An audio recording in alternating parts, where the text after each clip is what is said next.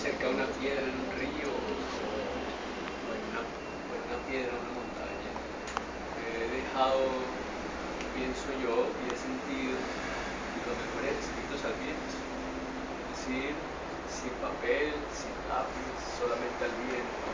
Se han enunciado interesantes construcciones poéticas y literarias. Y yo pienso que hay un otro mundo que escucha cuando le entregamos esa clase de creaciones. Podría dentro de ese otro mundo aparecer estos seres que han partido de una manera dolorosa para disfrutar estas poesías o estas creaciones.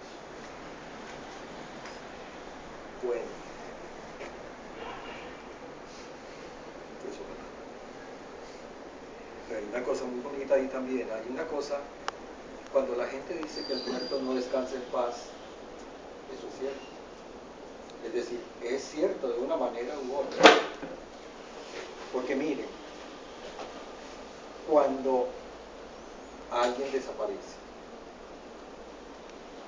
ese desaparecido no descansa en paz, está siempre en la mente de quien fue cercano, y si lo quiso más, y le da vuelta, y da vuelta, y le da vuelta, y le da vuelta.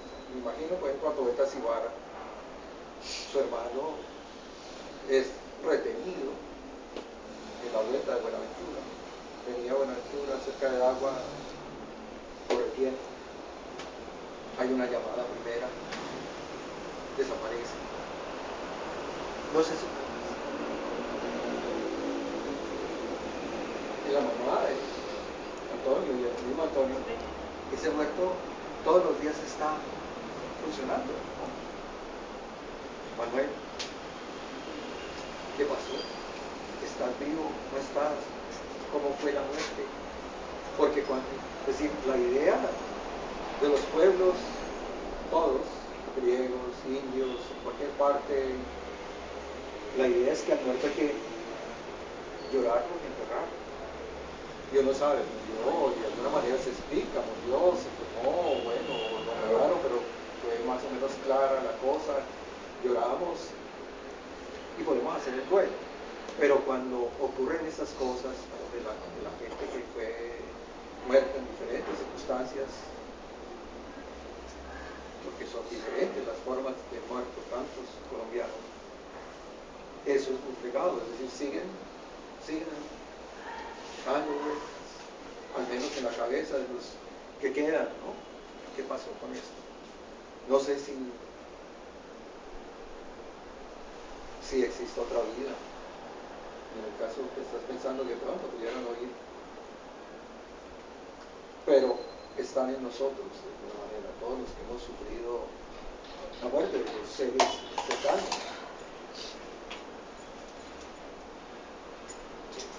Disculpe por la pregunta, maestro, pero si usted hubiera nacido en Suecia,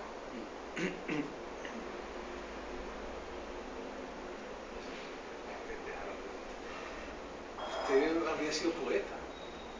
Lo digo porque es que Colombia como que aquí se nace mucho poeta por tantas injusticias, por tantas barbaridades. Si uno naciera en un país medianamente perfecto, uno podría ser poeta. No es pendeja, es muy buena. Es buena la pregunta. Yo, pues no, en el caso mío no podría hacer esa hipótesis, pues yo sí creo que este país es muy rico en lo que nos da y las mismas desgracias son parte. Y el escritor y el poeta se alimentan también de los muertos. Y es un país lleno de vida. Yo no sé, este es un país para que de grandes escritores, grandes poetas, por supuesto, ¿no? Por las contradicciones, ¿no? Desde la belleza hasta saber que todo este valle no es sino de unos 3 o 4, por ejemplo, y que si 100 años volvemos atrás, había campesinos en este valle, y que ya no hay ni uno solo. Y esa belleza, y es de nosotros. De pronto cuando miramos podemos admirar, pero eso, todas esas contradicciones, ¿no? Desde la pobreza hasta la super riqueza, la violencia, la capacidad de vivir de la gente, de buscar, no se deja morir, la gente pone su puesto de arepas, de chorizos, rebusque, patalea y se mueve. Y es un pueblo muy interesante. Entonces todo eso, la riqueza. Estanislao Zuleta, en el elogio a la dificultad, parte de un presupuesto teórico interesante, tanto desde el punto de vista del psicoanálisis como desde el punto de vista literario, que es el que más nos atañe. Y es, durante siglos, en las diferentes utopías,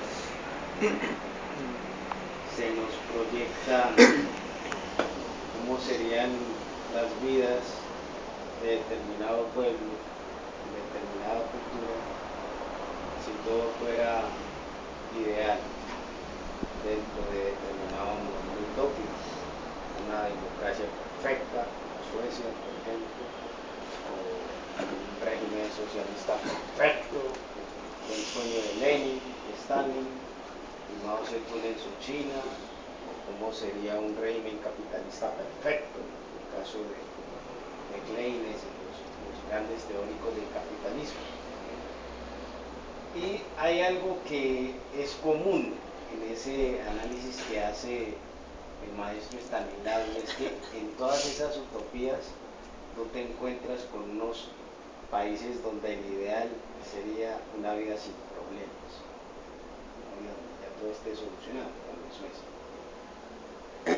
Pero, como bien lo acabas de mencionar, eso no se cumple para ningún régimen y para ninguna política, ya que lo normal en términos de la conducta humana es que nuestras vidas estén llenas de problemas. El solo hecho de venir a este mundo ya es un problema enorme.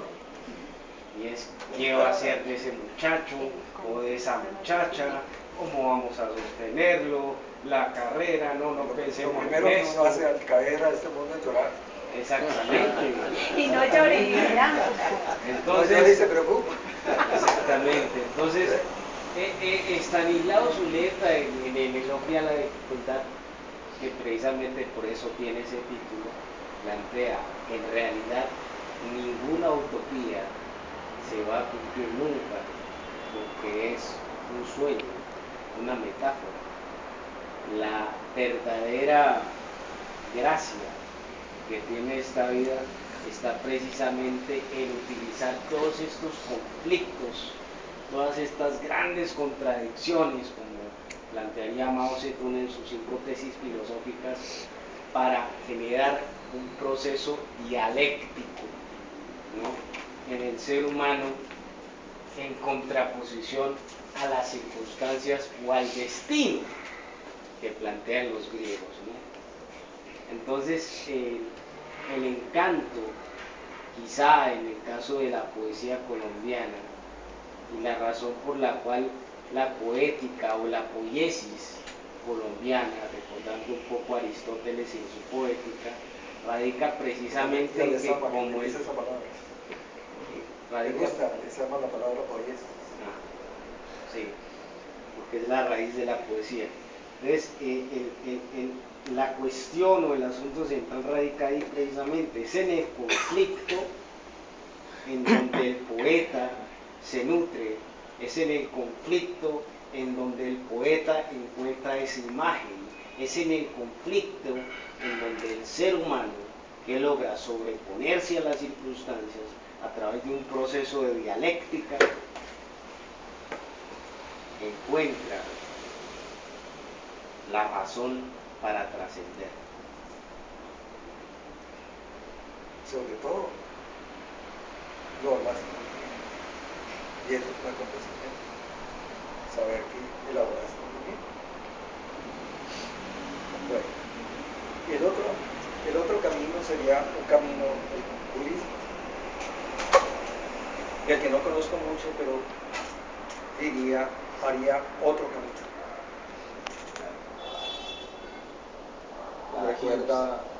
Lo recuerdan varios, como el príncipe Siddhartha crece en el palacio y su padre trata de alejarlo de lo que sería el dolor. Y él no sale. Pero en un momento de la juventud logra escapar, sale y es llevado en un coche y se encuentra con un enfermo, descubre la enfermedad, se encuentra con un viejo, encuentra la vejez, se encuentra con un muerto y encuentra la muerte. Entonces, él empieza a buscar cómo salvar a los hombres de semejante cosa tan terrible. Y lo busca hasta que algún día, los que conocen más, saben más de esto, bajo un árbol le llega la iluminación. Y entonces se encuentra que es desalojando eso y todos los problemas y llegando al espacio en blanco y a la iluminación, cómo podemos vivir realmente y podemos soportar una vida que sería terrible, enfrentar la muerte. Yo creo que sí es en general es cierto, y creo que no podemos escapar de la contradicción y el dolor y la muerte,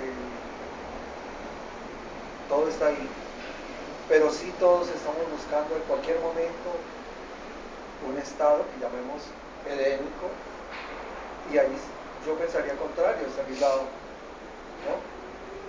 Sería un instante de unión y de comunión, y en ese momento quedó la muerte, quedó todo fuera y estaba solamente ese instante, ¿no? Son momentos de quietud. Sí. Ahora, hay una cosa muy bella que ustedes tal vez han leído, creo que si no la han leído la tienen que leer y ojalá lo hagan esta noche. Es el poema de Jaime Jaramillo Escobar que se llama Ruego Samé, donde está eso, la misma palabra antigua para volver a Ambala, la más vieja de todas, la palabra más sabia. Quiere llevar su atado de ideas sobre la cabeza y arrojarlas al agua. Una palabra que me sirva para volverme negro. Eso es una cosa preciosa. Y es como ese instante que todos buscamos, ¿no? A pesar de que yo creo que no podemos escapar de lo otro y nos va a doler tanta injusticia y todo lo que exista, pero hay momentos, y creo que la poesía de alguna manera es una especie de refugio. Aunque sea dolorosa, nos alegra. Entonces estaría ese otro camino, que no excluye tampoco, porque no podemos separarlo del planteamiento de Estanislao también, pero hay otras búsquedas. No necesariamente la idea del paraíso es una idea negativa. Y lo más cercano a la idea del paraíso budista es la quietud del colibrí cuando está volando, está quieto y además está en movimiento. Es una imagen bellísima. Es una imagen bella de cómo armonizar esos dos, esa contradicción, quietud y movimiento. Sí, perdón. Sí, efectivamente, cuando nos metemos con lo espiritual, que es el caso de Siddhartha Gautama, nos encontramos que cuando encontramos momentos de quietud, momentos de paz, momentos de refugio, nos cargamos y renovamos nuestra visión del mundo junto a ese ser supremo que toma diferentes nombres. Pero en el caso del budismo sucede algo particular, y es que en el budismo no se concibe a un Dios, se concibe a un vacío absoluto, un nirvana que está dentro del ser, que cuando nos logramos conectar con ese vaciarse de todo contenido externo, es cuando realmente trascendemos esta manera de ser en el mundo y de realizarnos en el mundo. Entonces sí, efectivamente que Stanislao Zuleta plantea la cosa desde el punto de vista de la contradicción y de la lucha de contrarios, ¿sí? Y es muy valioso, porque precisamente para poder llegar a esa quietud hay que pasar por una lucha. Cuando tú luchas, luchas, luchas y te cansas de luchar y te das cuenta de que la lucha te desgasta de alguna manera, entonces ahí por esa vía llegas al camino de la espiritualidad, donde llegas y experimentas la rendición. Cuando el ser humano se cansa de luchar y experimenta la rendición hacia lo espiritual, que no tiene nada que ver con la religión, es un gran mito que nos han metido en la cabeza, entonces ahí se llega quizá a la quietud y se llega ahí quizá a la trascendencia, a la transhumancia itinerante. Muy bonito.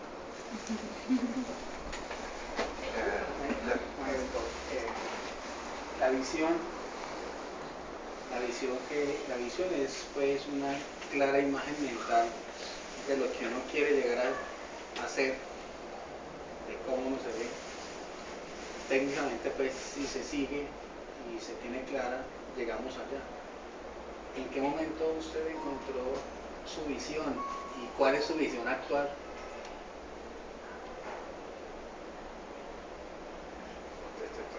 Tranquilo.